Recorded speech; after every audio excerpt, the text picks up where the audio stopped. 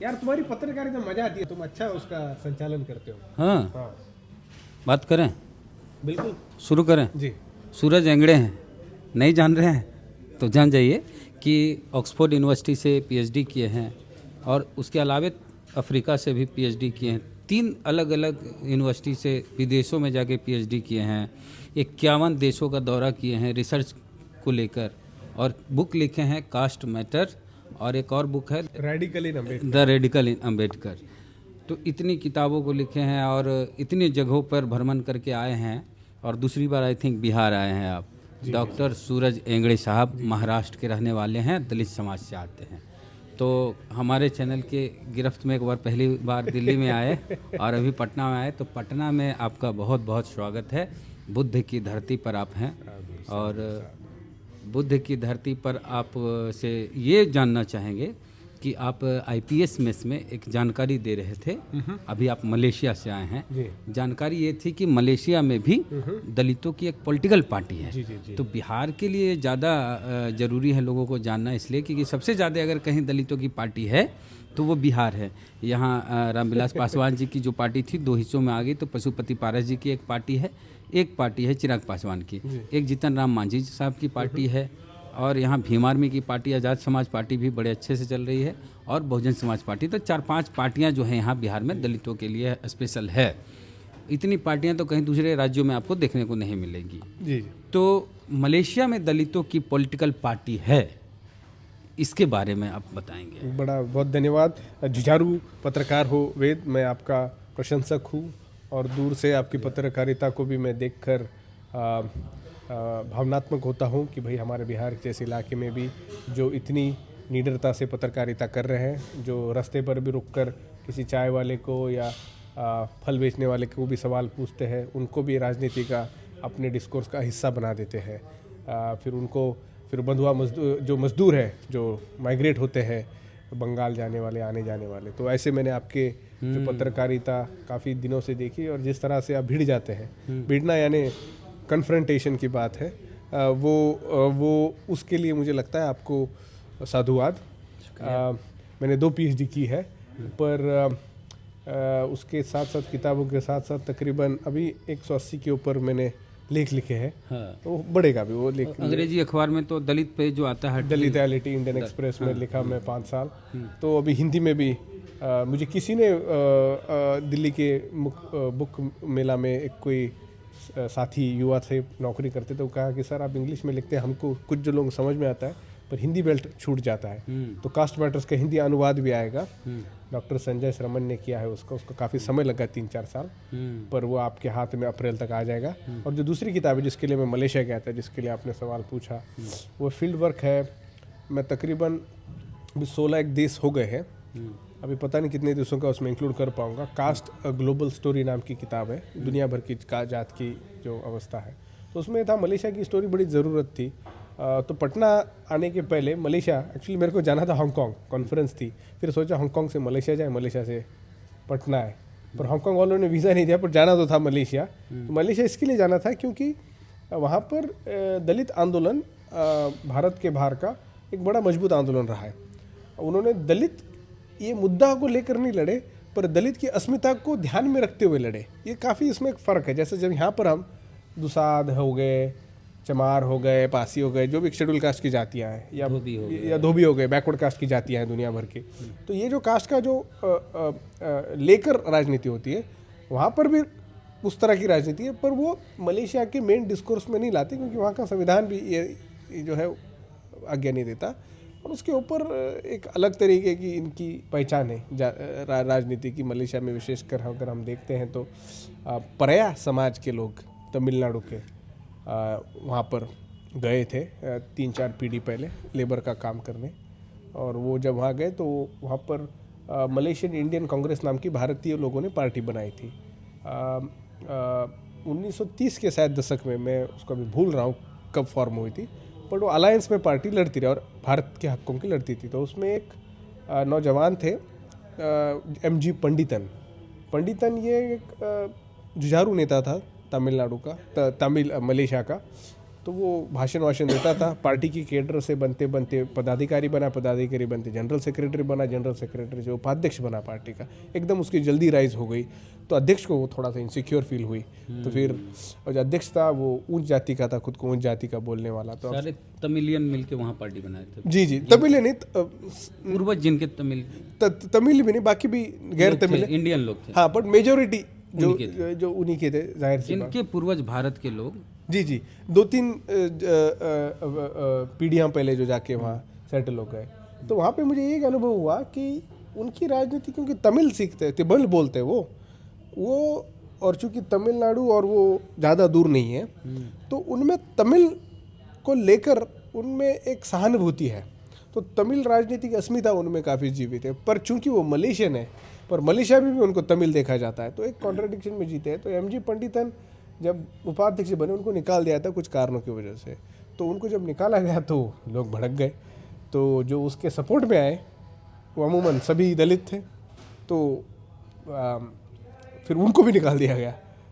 तो फिर उन्होंने बोला अच्छा, तो फिर उन्होंने जाके अपनी खुद की पार्टी बनाई। तो भारत के बाहर दलितों की पहली पार्टी बनी इंडियन प्रोग्रेसिव फ्रंट। ये पार्टी काम मुझे लगता है 1990 में बनी, और उसके बाद में इनका काम चलते रहा।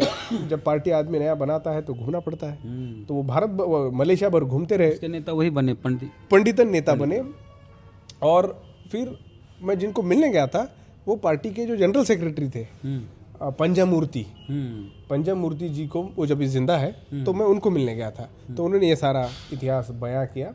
पर मुझे मलेशिया की राजनीति के बारे में बहुत पहले से मालूम था, क्योंकि राजू काम्बले जो अम्बेडकर इंटरनेशनल मिशन के फाउंडर थे, एक बड़े इंजीनियर थे, बट एक मूवमेंट की जानकारी रखने वाले लोग थे। देखिए, मूवमेंट की जानकारी जो रखते हैं वो मूवमेंट के भविष्य के बारे में एक प्रेडिक्ट करते हैं और सजगता से रहते हैं। वो भला बुरा जैसा रिएक्शनरी होते हैं ना, वो रिएक्शनरी नहीं थे। समझदार लोग जो होते हैं ना, मूवमेंट के लोग, वो समझदारी से काम लेते। जब जैसा कुछ हो गया, भाई अमित शाह ने ये बोल दिया, इसमें क्या है, तो वो क्या है कि उसको एसेस करके अपना जवाब देते। तो राजू काम्बले जी उनको मिले, क्योंकि वो इंजीनियर थे वहाँ पर, और फिर बताया बाबा साहब के बारे में। तब ये मलेशिया में राजू काम्बले गए थे। हाँ, वहाँ पर उनको नौकरी थी।